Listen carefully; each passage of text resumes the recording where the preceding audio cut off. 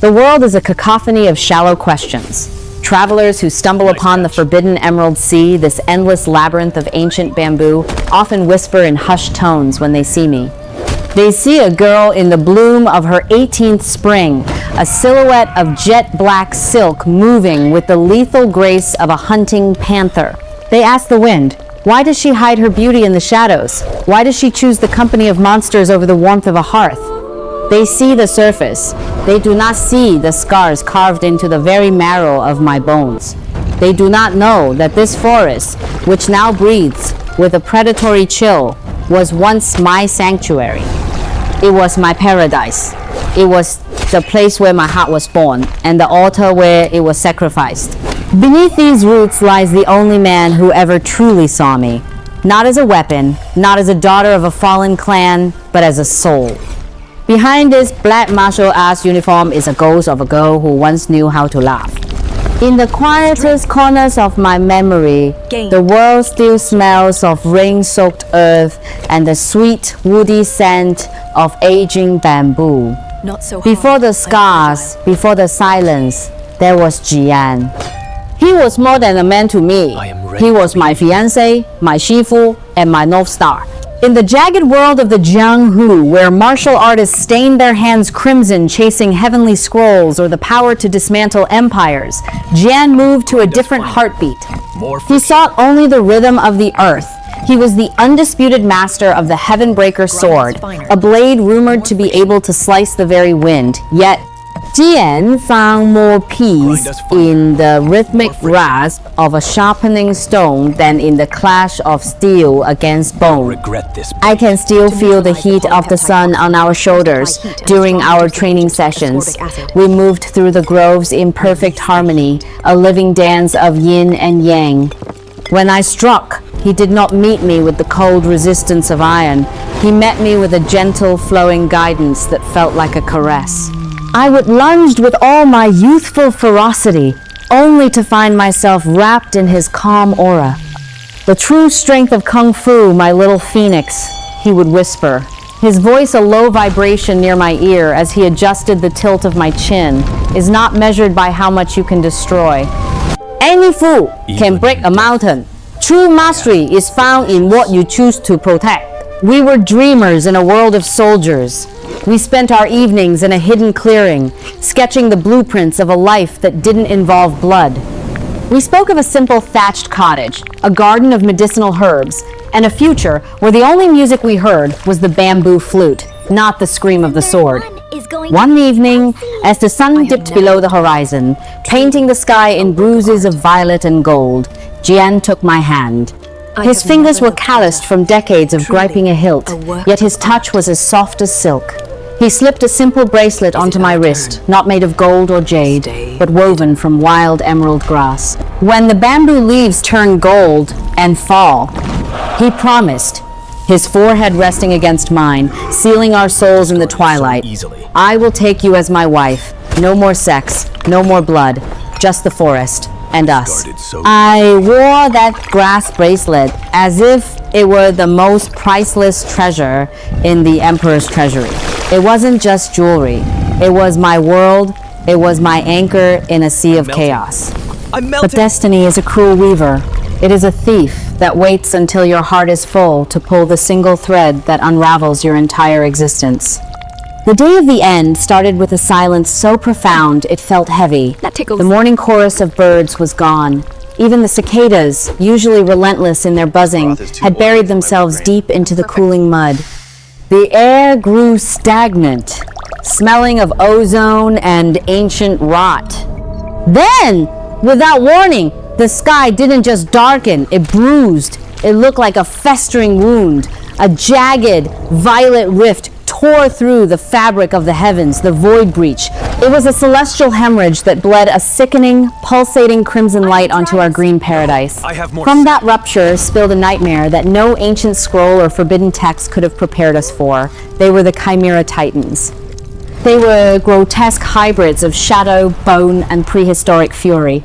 Each beast stood as tall as a pagoda, their bodies a horrific fusion of matted, gore-stained fur and obsidian scales that claked like armor. See you at the next time. Their eyes, hundreds of them burned with the famished hunger of 1,000 hells. Wash us. 100 of them, a legion of chaos descending upon our peaceful valley. Their footsteps didn't just shake the ground, they shattered the very bedrock. Their roars were so loud they curdled the blood in my veins, vibrating through my teeth. I reached for my twin blades, my knuckles white, my heart hammering against my ribs like a trapped bird. But Jian stepped in front of me. In that moment, his aura changed. The man who loved the rhythm of the earth was gone. In his place stood a god of war. His presence, usually as calm as a mountain pond, erupted into a raging inferno of blinding white light. He looked back at me, and in that split second, I saw the truth in his eyes. He knew that even with our combined mastery, even with the Heavenbreaker style, these odds were not a fight, they were a death sentence. He wasn't preparing to win. He was preparing to say goodbye. The crater where I struck the earth was once a tomb of ash, but I transformed it into a crucible of life. I did not simply raise this creature, I forged it in the fires of my own soul. I spent the first year in total isolation, channeling my Naigong, my internal power, into the beetle's fragile, recovering frame. Every dawn, while the forest was still draped in silver mist, I gathered the spirit dew from the tips of the oldest 1,000-year-old bamboo shoots. I infused this nectar with crushed 5-element ginseng, a legendary herb that absorbs the essence of gold, wood, water, fire, and earth. I fed this concoction to the creature, guiding the flow of my golden chi through its tiny veins until its heartbeats pulsed in perfect synchronization with my own. But internal strength was only the beginning. It needed a body that could withstand the wrath of heavens. I descended into the deepest ravines of the forest, gathering raw obsidian rocks rich in celestial minerals. Using the searing heat of my concentrated chi, I smelted these stones into a glowing, liquid mineral bath. I submerged the creature in this molten essence. Day after day, month after month, the alchemy of pain and power took hold. Layer by layer, its brittle, organic shell was consumed and replaced by a biometallic armor, a carapace forged, not by nature, but by the sheer intensity of my will. I watched it lot sack, it molted and grew with terrifying speed. First, it reached the size of a warrior's shield, then a horse-drawn carriage, until finally it stood lung, a monstrous 800-kilogram titan of black light. Its shell was no longer mere chitin. It was an obsidian fortress, a dark mirror reflecting a void deeper than the abyss and harder than any diamond ever mined. A guardian without skill is merely a wall, stationary, and eventually bypassable. But a guardian armed with kung fu, that is an apocalypse. I looked into the glowing crimson eyes of the Titan and saw the spark of intelligence. I subjected it to the same brutal, uncompromising training Jian had once forced upon me. I taught it the shadow step, the impossible art of moving an 800-kilogram mass with the lethal silence of a falling leaf. It learned to distribute its weight so precisely that it could gallop across the thin branches of giant bamboo without snapping a single twig. I trained its senses to reach beyond the physical. It learned to detect Shaki, the cold, jagged vibration of killing intent from miles away. It could feel the frantic heartbeat of a hidden enemy through the forest floor long before they even drew their blade. We spent years sparring in the moonlight, our movements a blur of obsidian and black silk. I taught it to use its colossal mandibles, not as mere pincers, but as twin heavenly sabers. I showed it how to pivot its massive frame on a single microscopic point, harnessing centrifugal force to deliver the iron tail whirlwind, a crushing strike capable of leveling an entire grove of trees in one rotation. It learned to condense its primal energy into its throat, releasing a sonic roar infused with chi that could shatter the eardrums of an advancing army and paralyze the heart of a titan. It was no longer an insect. It had become a martial artist of the highest order.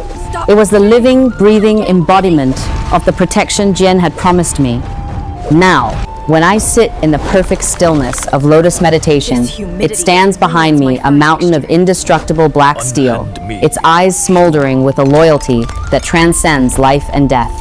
To you, who have walked this path with me from the first strike to the final dawn, thank you.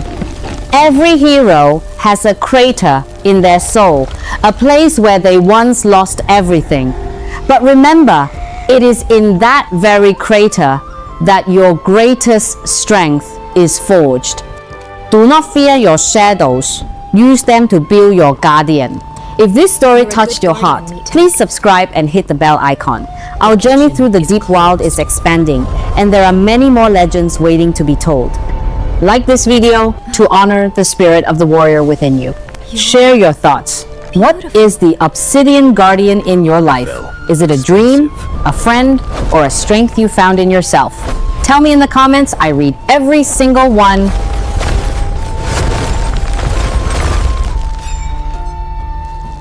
Too fast for you?